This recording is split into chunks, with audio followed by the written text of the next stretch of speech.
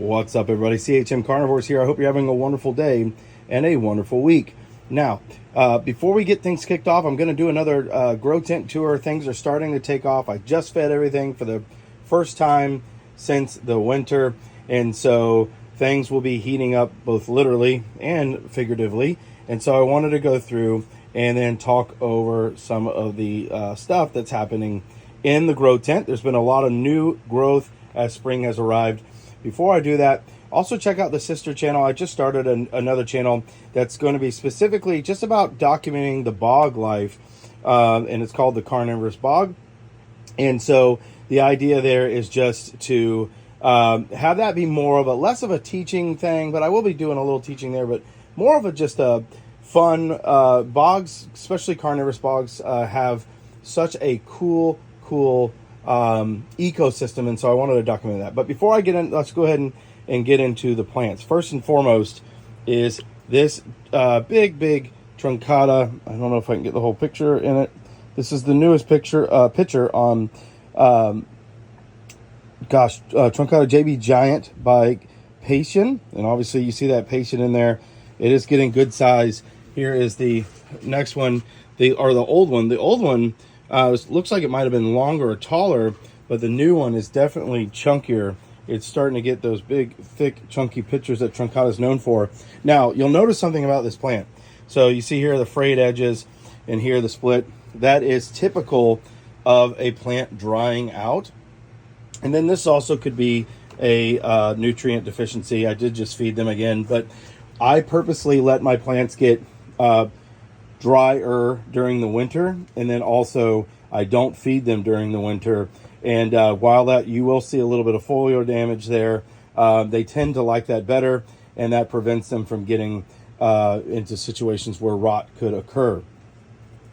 Now the next one up, it just doesn't look so great, but I do have to get in here right after this video and trim up some of these dead leaves. But now is the time where I come in here, everything's starting to come to life, and I want to go ahead and start getting everything tidied up and ready to go.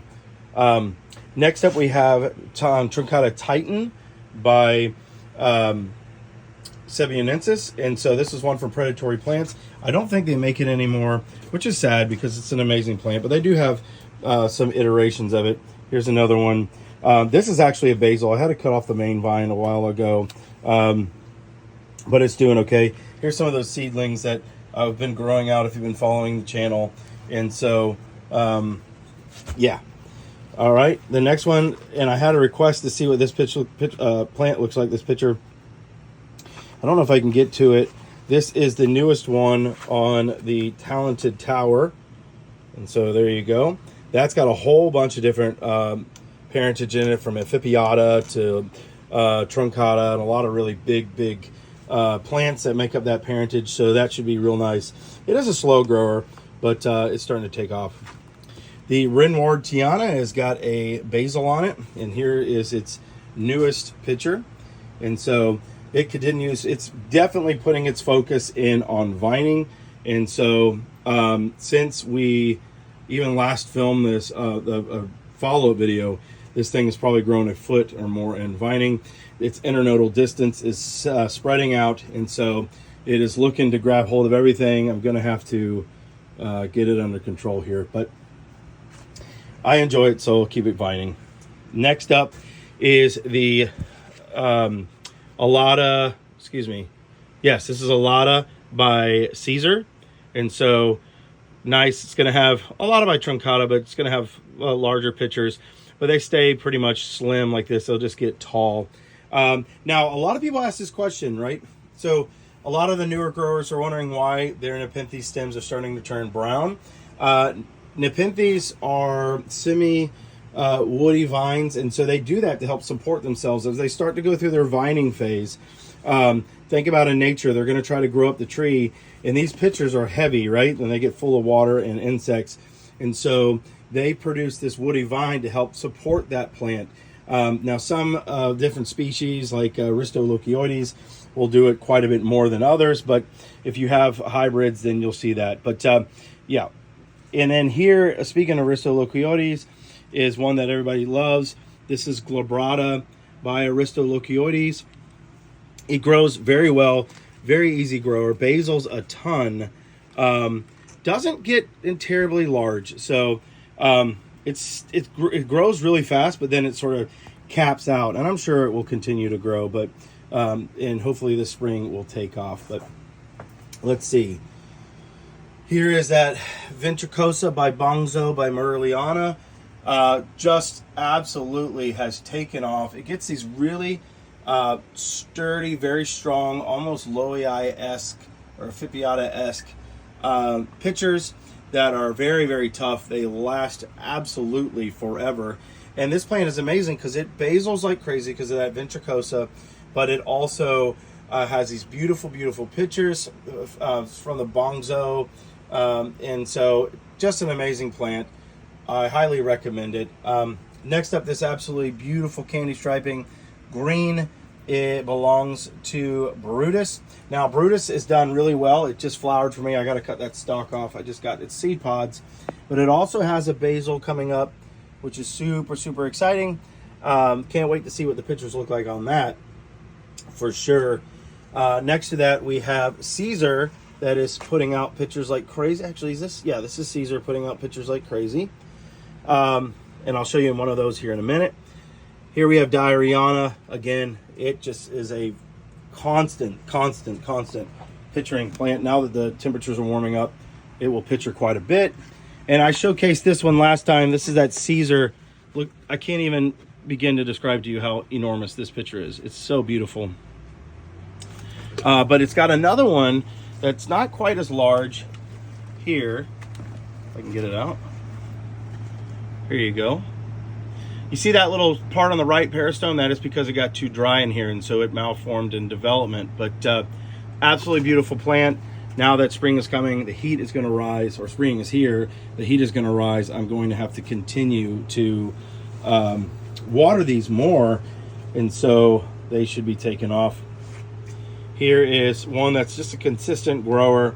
This is Mira by Truncata from Carnivorous. Very beautiful plants. Just gets this bright red. This one's going out, but give you an idea what it looks like. Gorgeous, gorgeous plant. Here's a fun one that does not pitcher too often. This is Sibianensis by Merliana. And if you just saw the video by Rob Cantley, you know that these things can get absolutely enormous. This is a small one in comparison to that, but it is growing just fine. This plant, if you have it, it likes to have its pitchers on the ground. So if it's touching the media, they will get larger. Next up over here, we have the big this is just, this is just predatory plants, Titan, Truncata, plant, golly, I'm going to believe it. This is the Titan version for the Truncata from predatory plants. I don't know how the exact name, but they're basic sort of Truncata plant, but it does very well. It's got a really low price point, and so I highly recommend it. Boy, I stumbled all through that, didn't I? Next up down here, we have JB by Truncata Giant, and so that you saw last video looking beautiful. And then I was just looking through here, and there's some really nice Truncata. So here's another JB by Truncata Giant. It's a different plant, but you can see they have the same sort of parentage. This one's got nice big wings on it. Here is a smaller JB by Patient, and so these are growing out real nice. I just sort of kind of keep them down here. Truncatas don't seem to mind as much being closely compacted to other plants as do other Nepenthes. They, if you know their growing conditions, they like it, you know, in the nooks of trees, up in the canopy, but they'll also grow closer to the ground and more compact together. Next up, we have the, let's see if it's even basiling. No, still not basiling. This is a Maxima wavy leaf, and you can see it gets these beautiful, beautiful purple leaves and this absolutely gorgeous contrast with the lime green peristome, starting to yellow now, but and then it has a very, very faint speckling of orange. There's another clone version of this that has a much more pronounced speckling, and it looks a lot more like a traditional Maxima.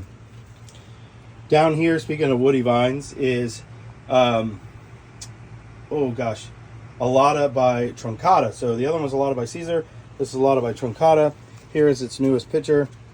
It puts out these really long, elongated pictures. It's got that Alata body in it, you can see. And then it has these nice flared, almost like a queen's collar sort of peristome to it.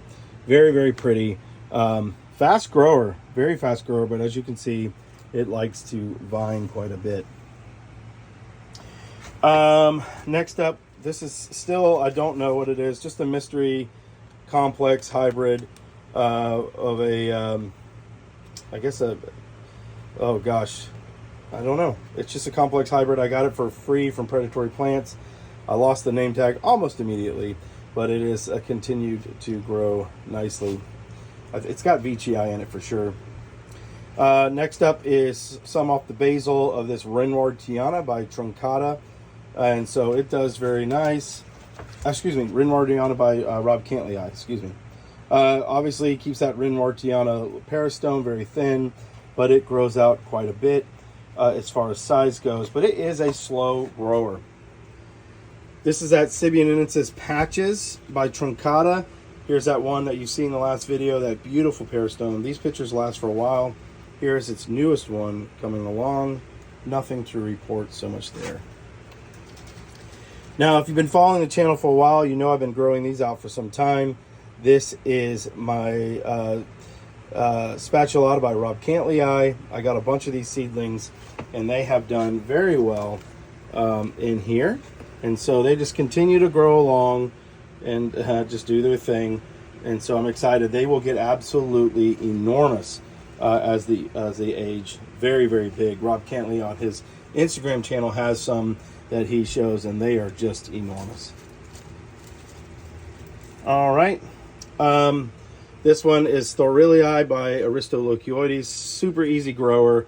Does not like the drier conditions, and so this one is seen better days. But I'm going to get in there and work on it, see if I can give it a better circumstance here. Let's see. Stenophylla doesn't have any new pictures that are ready to go yet, but it is growing nice and tall, and so that looks great.